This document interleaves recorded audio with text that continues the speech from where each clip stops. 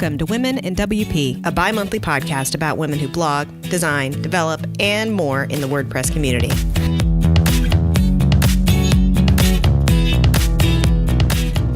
Welcome to episode 7 of Women in WP. I'm Angela Bowman.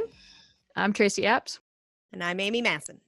Our guest today is Mary Job. She's joining us from Nigeria. She runs a technical how-to blog. She teaches ICT skills to beginners. And she works with a nonprofit that equips girls and women with digital skills needed for sustainable economic growth in their personal and professional lives. Welcome, Mary. Hi, everyone. Thank you. Thank you for having me on this show. I'm excited. We're so happy to have you. Yes, I am too. I loved reading about your story online, and we do start off every episode by asking women about how they got into WordPress, what their journey was. So if you could tell us how you stumbled upon WordPress, and that would be great. Okay, great. WordPress. My first encounter was in 2012. I was freelance blogging and writing, doing ghostwriting, and then I wanted to I was basically looking for a medium to express myself. I find it very difficult to express myself. I'm getting better. I'm very better now. But before, if I wanted to say something, I could say it in like 10 pages instead of just one page. So I found WordPress then, and my first thought was, what is this? What am I doing here? I just want to write, So I left it and then went to use up pages, yeah. And then in 2015, I was interning in Ghana. That's when I went to Ghana. I was doing my master's intern there for like 4 months. And the organization I was working with, it was a nonprofit too.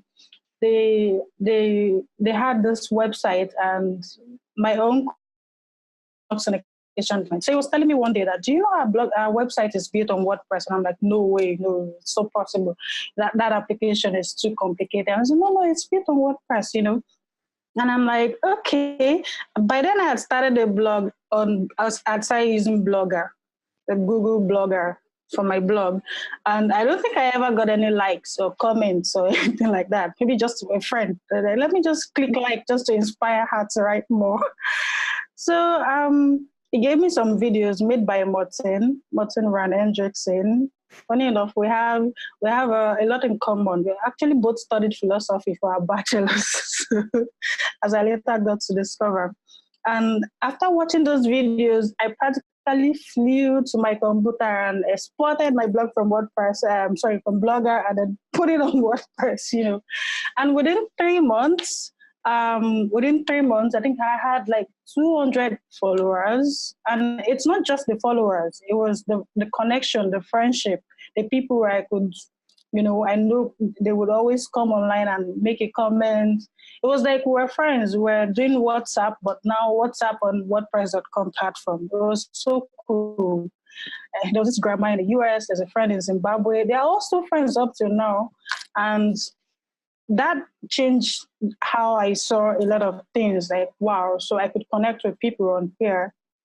And then in December of 2015, I moved the blog around August, September. In December of 2015, this woman sent me a message and said, I like how your blog looks. Can you redesign our website? I didn't know anything about WordPress.org at all. And I'm like, oh, so WordPress.org? Okay, yes, okay, no problem. I'll take it on. And then I started reading and researching and like, wow, so you could do this, you could do this, you could do this. And then by 2016, I took a full-time job because I had finished my coursework for my master's program. I took a full-time job, and it was hell. I got robbed.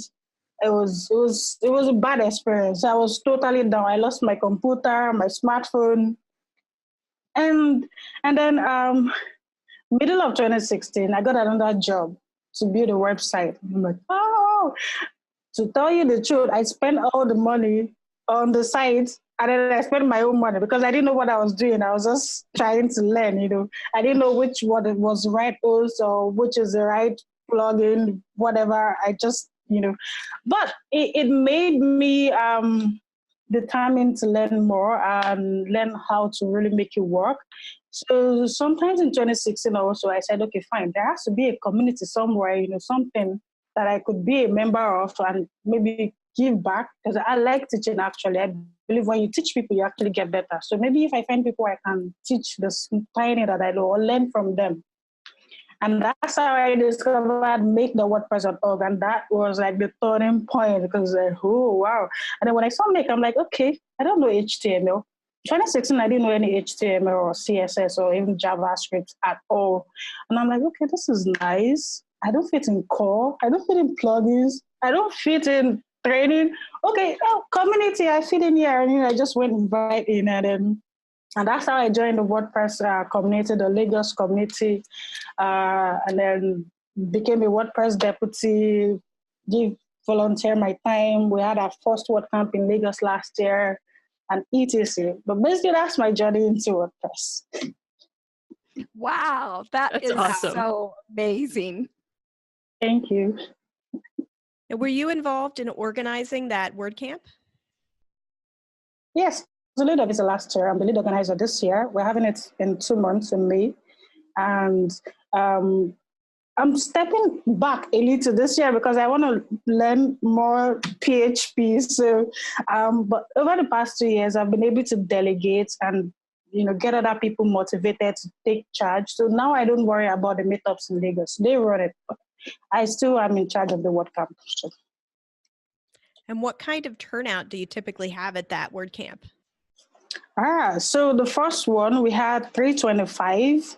But my brother said he counted 400 and something because he sat, I told him to count for me, and he said when they were serving the food, he sat and he counted everyone one by one, and he said he counted 420 something. So yeah, it was packed. It was packed. But on record, we have 325 thereabouts. And how far are people traveling to come to that one? We had like 20 people come from Benin Republic. Benin Republic is like the next country next to ours. We had one person come from Egypt, Nabil, and we had 2 people flying from the US, although they are Nigerians. And then we have one other person from Ireland, also a Nigerian, working with Automatic Luminous. So, and then people came from other states to attend. I remember there was a bus full of students that left around 5, and I'm like, are you sure you're going back to your states at this time? It's so late. I said, no worry, we brought a bus, It was really packed. People came from all over. More people wanted to come from Benin Republic because we had a speaker from there. But he said, I can't babysit everyone, let me just take the number of people I could actually look after while we're here. So the turnout was great. That's amazing. Yeah. So cool. So you said how much of this, like the development or client work and such, do you do now? You do a lot of teaching and a lot of with the community and blogging. So do you do work for clients still? Yes. So when when people started asking me to build their sites for them, I became a freelancer basically. Like, okay, yeah. So after my encounter in 2016, I said, you know what? I'm not working for anybody anymore. I'm going to work from my home. And when I first started, it was in the same apartment. It was in my room. It was unpainted. Wasn't beautiful at all. My mom would ask me, like, I don't understand this concept. You wake up in the morning, you take your bed, and then you sit in front of a computer and say you're working from home. And I'm like, yes, I'm not looking for a job. I'm fine. It was kind of weird. But eventually they understood, because my dad would always come, oh, should I call my friend and tell him you're looking for a job? I'm not looking for a job. I have a job. So I started freelancing, building sites, doing trainings when I could. And then in 2017, I decided, okay, you know what, let me take it a step further. And then I registered a company. So now I run it as a company. And I want to do, or I'm now doing less building sites because I have other people who I have a contract with, like we split the fees. I take admin charges, they build. So now I want to offer more support. So like you need somebody to manage your site for you, I'm here. While I also learn how to become more technical, because I would prefer to work with a company remotely, like work from my home, while I build the the blog, the How to Tech that I started. Yeah, so talk about the How Do You Tech blog. I looked at it and it seemed, how many writers do you have on that? And it looks like it's focused for people in Nigeria and Kenya. And what purpose do you feel like that serves? And are you effectively able to limit it to people in Nigeria and Kenya? And what's the range of questions that you get on that blog? Yes. So the idea behind the company, as you already know, the company name is How Do You Tech. The idea behind it was this. Now, ever since I can, as long as I can remember, I started being on the internet since 2002, but I was roaming on the internet between 2002 and 2015. That's what I tell people. People ask me, they think I'm so like, I know almost everything that comes with technology. Like, Mira, how do you do this? How do I do this? How do I do this? I'm like, okay, everybody keeps asking me, how do I do this? Why not just document it somewhere so you can stop asking me? So when you ask me, I can just send you the link, like go read up, you find your answer there, you know. So that's one of the ideas behind the company, because I figured like saying I wanted to build website or blogs or applications is not a long-term goal for me. So the long-term product is being able to teach you how to retrieve useful answers, because it's one thing to know how to Google, it's another thing to know how to actually get the answers that you want, which is why the tagline is answers that work. So the key word there is answers that work, that has been verified by an human being, because sometimes you Google and it shows you a link and you open it and it doesn't work. And Google shows it first, and you're like, but this thing is not useful anymore. It doesn't work. So that's why we started How Do You Tech. And then, so the writers, I've not been able to put so much information on it. But at first, like I'm still learning, by the way. I don't call myself a CEO. I'm just a product manager. I can't even be a CEO right now, but maybe in the future. So one of the things that I did last year was I applied for this startup school by Y Combinator, and we got in. And I learned a lot from there, actually, like making the product better. Because at first, the idea was to target like everyone, like everybody's doing tech. Why not target everyone and give answers, give answers to what everyone needs? But I figured in the ways that's like too broad of an audience for a product. Why not bring it home here to Nigeria? There are so many people that are not in Lagos, that are in like other areas, because if you know Lagos very well, there are so many hubs in Lagos. Everybody has a hub in Lagos. But who's going to cater to the people living in the towns, the villages? Who's going to build hubs for them? Which is why we started Uwani Hub. That space was supposed to be my office space. And I'm like, a office space that I wouldn't use because the property belongs to my parents. I won't use this space. I work from my bedroom or my sitting room. Okay, why not make it into a hub for girls and women, and then teach them also, since I like teaching. So that's how Uwani Hub came to be. And so that's basically it. And then I was in Nairobi last year, and I really, really loved the place, especially Mombasa. It was so, I can't wait to go there again. I attended their word camp. I actually went for a women's event, African Women in Tech in Nairobi, and I saw that what Mombasa was having his first World Cup. Naturally, of course, I have to be there. Like, I'm already in your country. Why would I miss it? So I had planned to be there, and I stayed 3.5 weeks. So it's 3.5 weeks apart. Nice. Yeah, but I loved every bit of it. And then I also made a lot of friends. And I told myself, okay, fine. The people that are there, some of them have asked me, like, want to work with you. And then okay, why not just, have a sites for answers in Kenya. So the idea is to expand across Africa. Like maybe if you can do Ghana, I don't think I would buy their domain name extension, though it's super expensive. Maybe South Africa, but African countries, basically the ones that are around us. So, okay, let's just start with Nigeria first. How many people can we reach? How many people can we have an impact on? How many people can we do outreaches for? That's just the idea. Because for me, one of the things that actually made me who I am today is knowing how to get information. And in 2014, 15, I saw people making money online from things that I was playing with, that I knew. So I imagine, like, if I had started, turning my passion into profit a long time ago, maybe I would have been, maybe I would be a CEO now because I'd have gone to school to be a CEO. Like that. But that's just the idea. That's the whole idea, and that's how it came to be, and how I came to be here.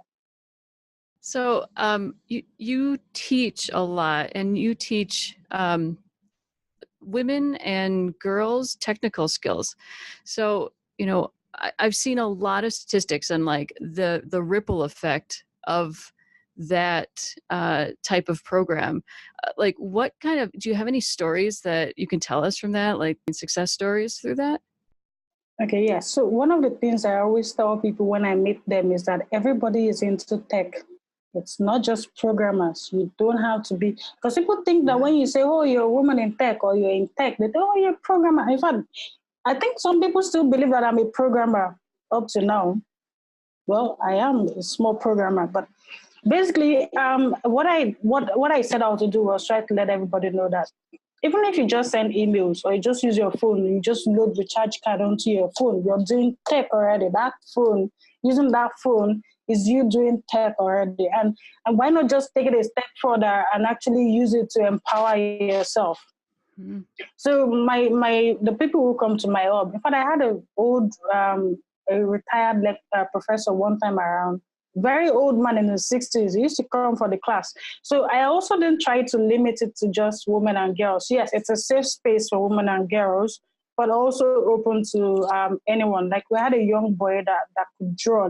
He could sit down and draw anything, and he was just 18, and with perhaps no plans of going to college. Well, unfortunately, we lost that one because his mom, I don't know, she couldn't see the whole. But I have one other student who's gone on to university. She's studying accounting. And then I have another one who wants to be a doctor. And I tell her, like, if you're learning HTML and CSS because she's in advanced class now, she still comes every day. You're learning it not because you want to be a programmer. You're learning it because I don't know machines that treat people's brain or look into people's brain. It's going to be your job. So if you will be able to better explain to whoever is programming the machine, like, this is what you should do, this is what you shouldn't do. So that's the angle that I try to come into people. And I hope we'll do more trainings this year and be able to reach, because also I'm trying to connect with teachers in these schools, in these places, so that we can come to these schools instead of asking them to come here. Because it's quite difficult for them to bring their children here or bring themselves here. Like, you need to reach out to them and then show them the benefit, show them what the US and Europe. But so far we've had, I think, 6 students pass through since last year, between last year and now. How many? 6 of them. Oh, nice. Yeah.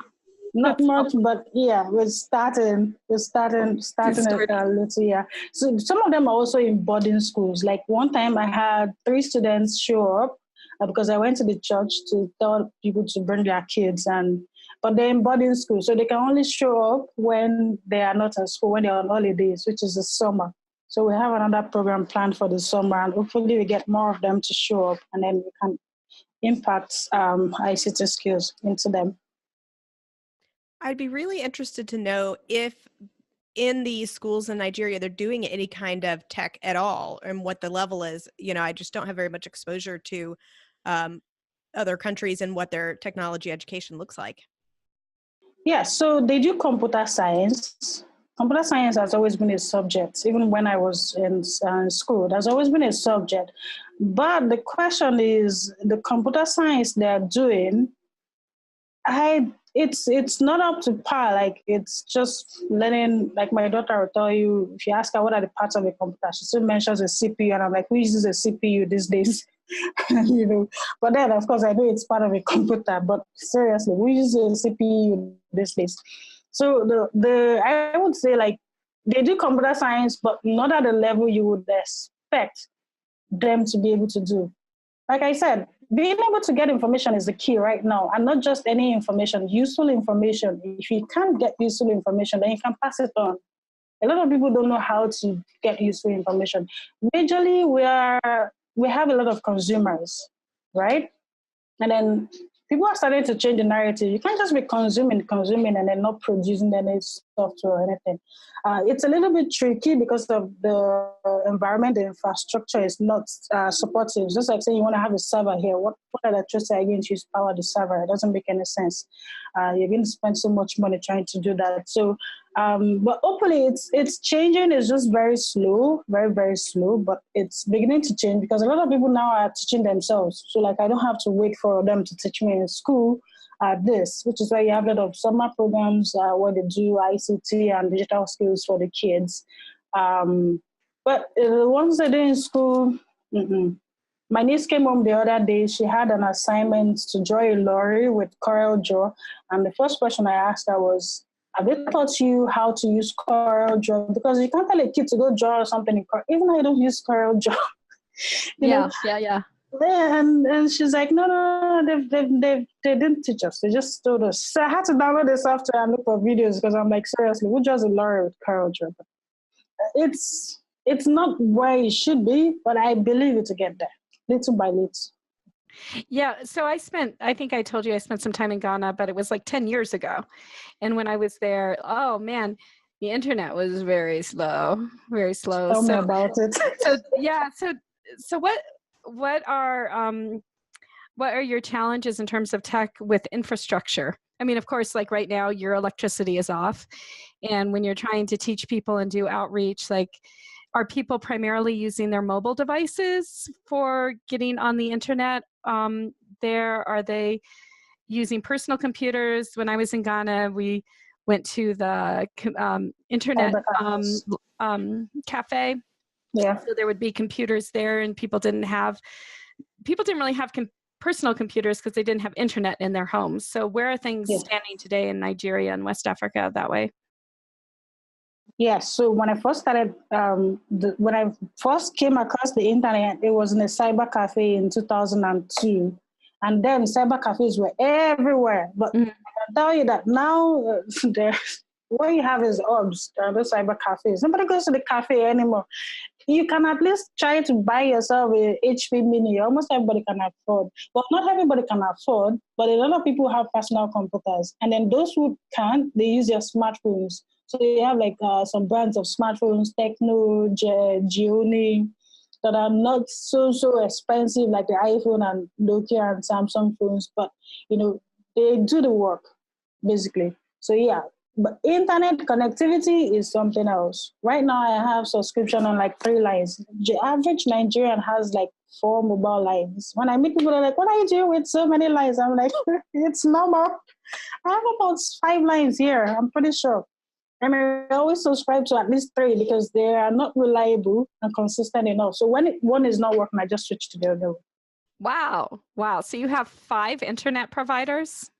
I have 5 lines, mobile lines. And then they're all internet providers too. They're the only internet providers we have.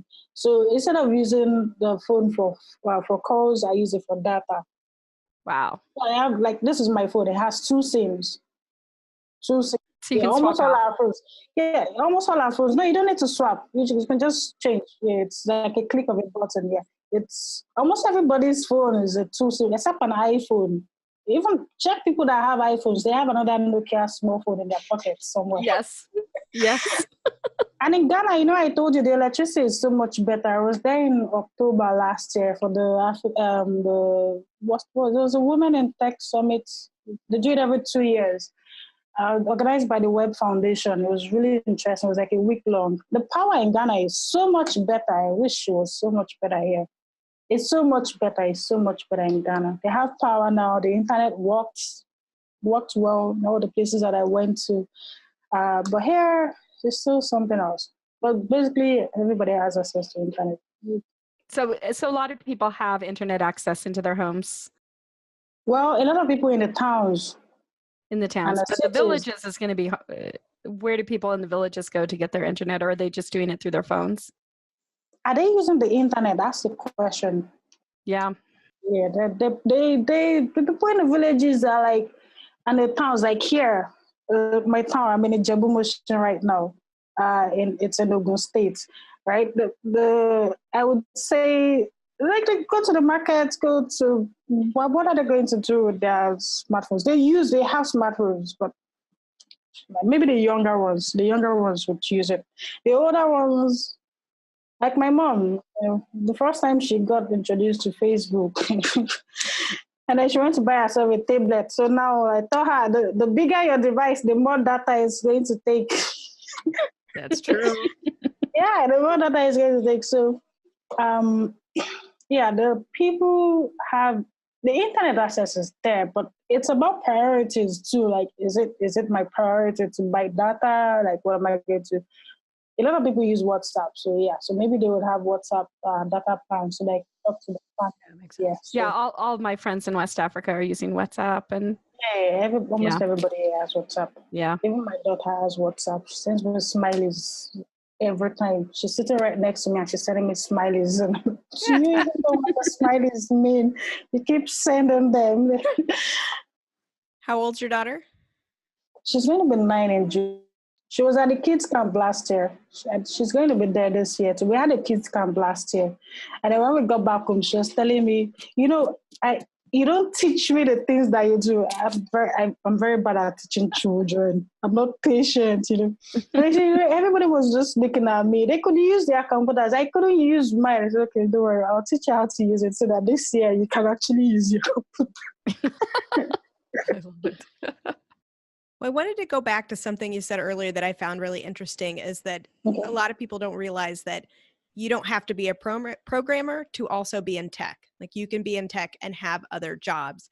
And I think that I see this all the time, this, are you a real developer debate with people, saying you have to pass some kind of test to, be considered a developer. You have to know a certain language, right? Right. And it's, it's always like people trying to one up each other. And it really, or, don't even get me started on this, are you an implementer thing?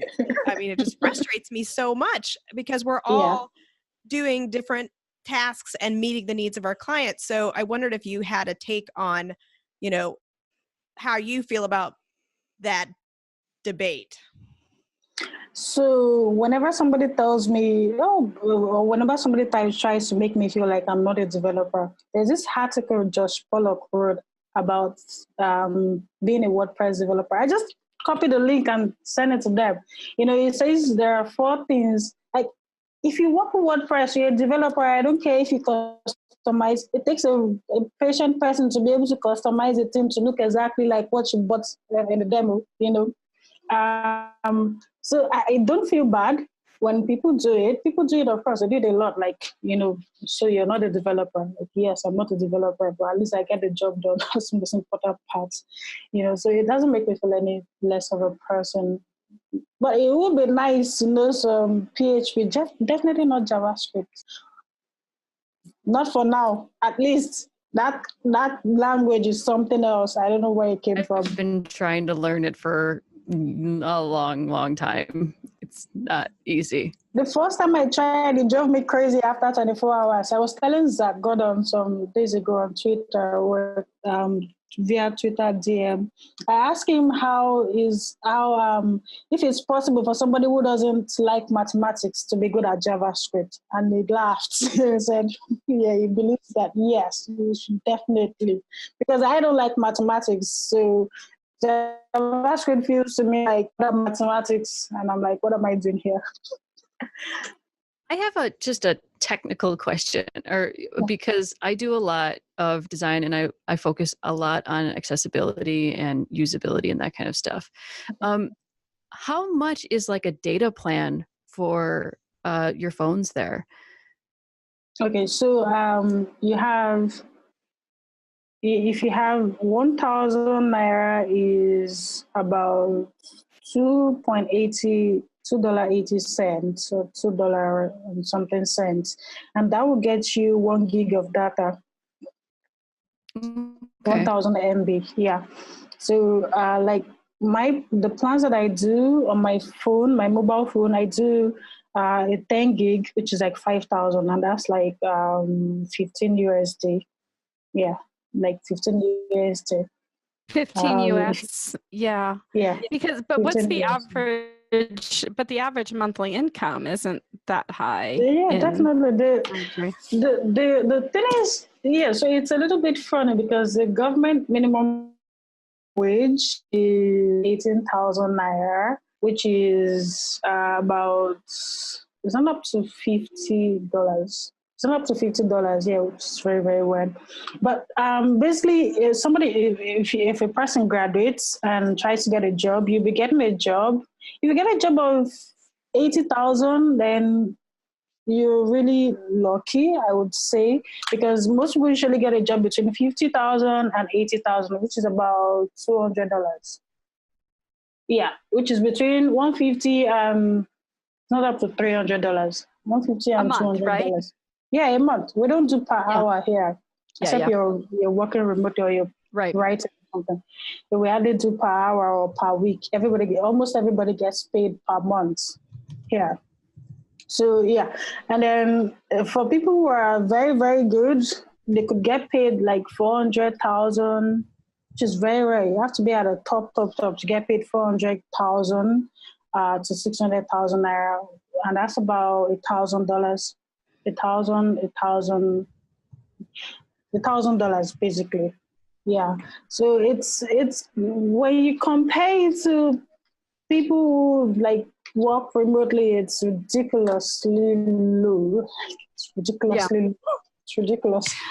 Well, but the amount that you're paying for data is probably exponentially more than what we would pay for data. Like if you're paying like even Like percentage-wise, yeah. percentage-wise, you're paying maybe 0.05%. Like, or I mean, like 0.75%. But if that were my income, that would be cost me like several $100s a month for internet.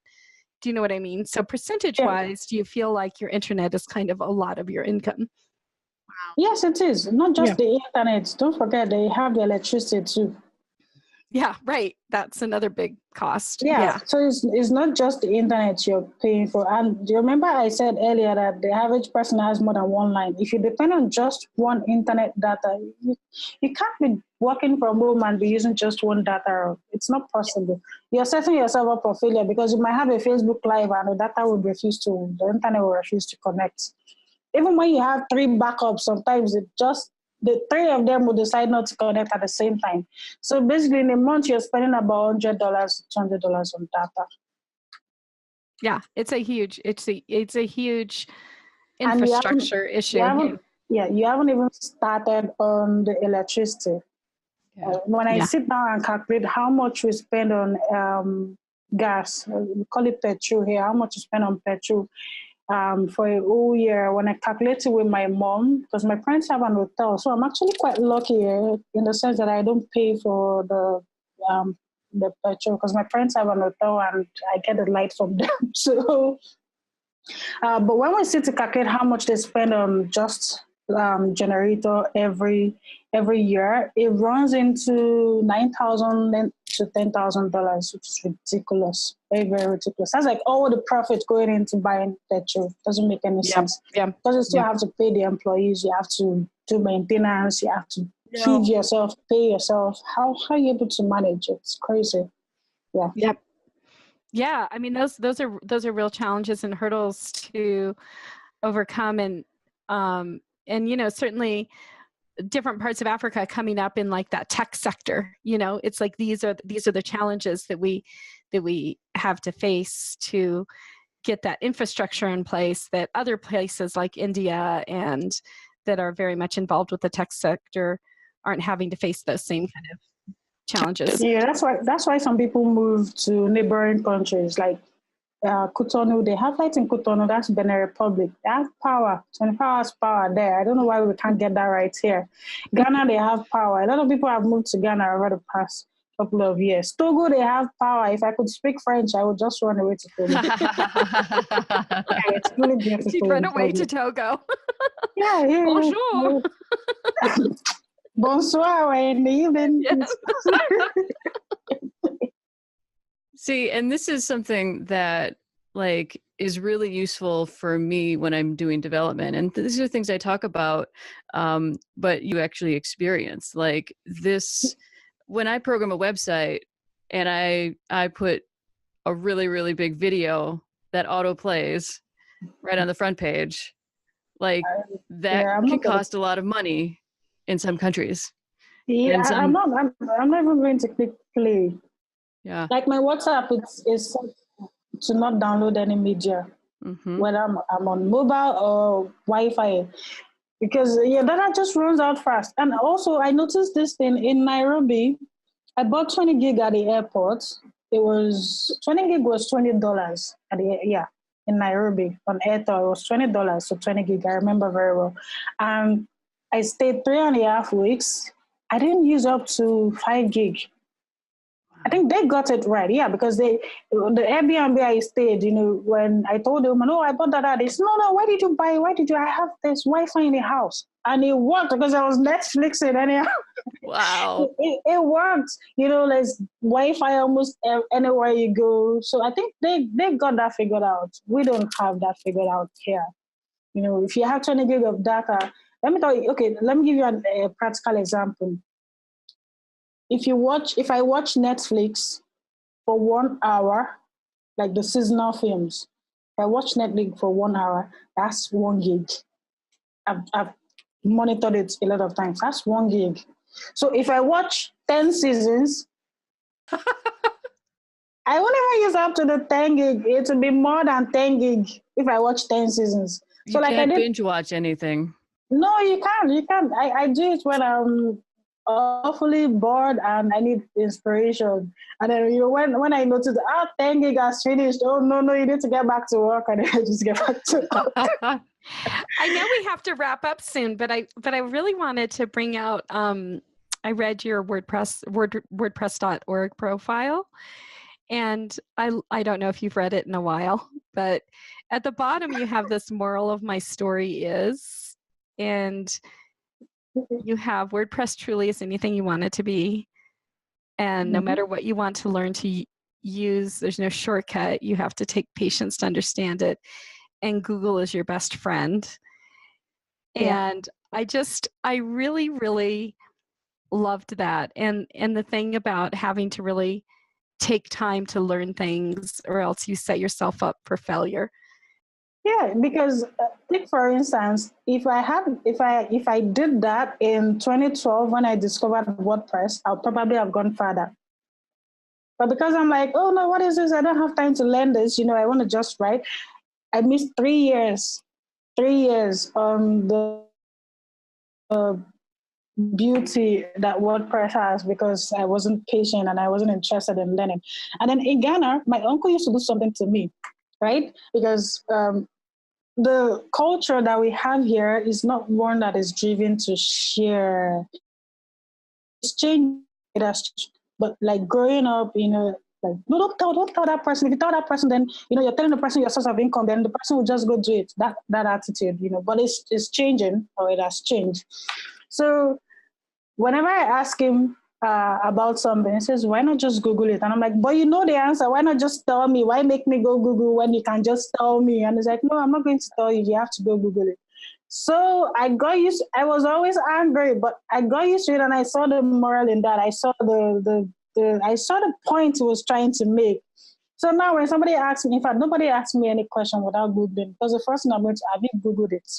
If you don't Google it, don't ask me. If you're stuck, then you can ask me, I would answer. But if you haven't made any attempts, then you're not ready to learn. So now I enjoy doing it to people. For me, when I wrote that WordPress origin story, yeah, that's what I picked from my journey so far. And I feel some other person from anywhere could benefit from that. No, that's so amazing. fabulous. Yeah. I love, and that's one of the things I try to teach my kids. And when I used to be a teacher, I really wanted to be a proponent of finding out how to find out. How do you get the answer without asking me? Because I'm not always going to be here by your side to give you the answer. And so that's just, I think, the most important lesson that anybody, kids and adults, can learn is how do you find out? Mm-hmm. Yes. And when you're stuck, you can then ask. And then when you're asking, you're telling the person, this is what I found out. Could you tell me more? And then the person will be happy to share with you and tell you more. That's awesome. Well, I think we are running down to the end of our time here with you today, Mary, but I am so grateful you could join us today. Would you tell our listeners where they can find you online? Oh, yes. So you can find me on my website. I recently got the name maryjob.com. Before it used to be askmaryjob.com, but now it's maryjob.com. So people can find me on maryjob.com. And if it's my WordPress blog, it's maryjob.wordpress.com. Or on Twitter, which is where I spend most of my time these days. Maryjob on Twitter. And I hope everyone can use you as an example to get involved with make.wordpress.org as well, because I love that that's one way that you found your way into the community. That's what I tell anybody I meet today. And they're like, oh, could you tell me how, to just look for an open source project that aligns with your goals. And why I love Make is, regardless of your field and what you do, there is somewhere you can fit in. You can't tell me you go to make the WordPress and you don't, there is always somewhere you fit in, regardless of what, even if you're an engineer, there's somewhere there for you to fit in. So, and that is an awesome point to end on. Yeah, it's awesome. Thank you so much. Thank you. Thank you to all. Thank you too. I had a wonderful time.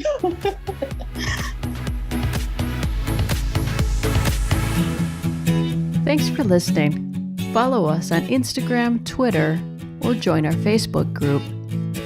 Not already subscribed? Well, you can find us on Spotify, Stitcher, Google Play, and iTunes.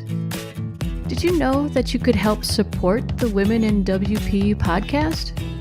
If you head on over to our Patreon page, you'll find additional content and some cool perks if you want to set up a monthly donation of $1 or more. And finally, you can find all show notes, links, and transcriptions at our website at womeninwp.com. Until next time.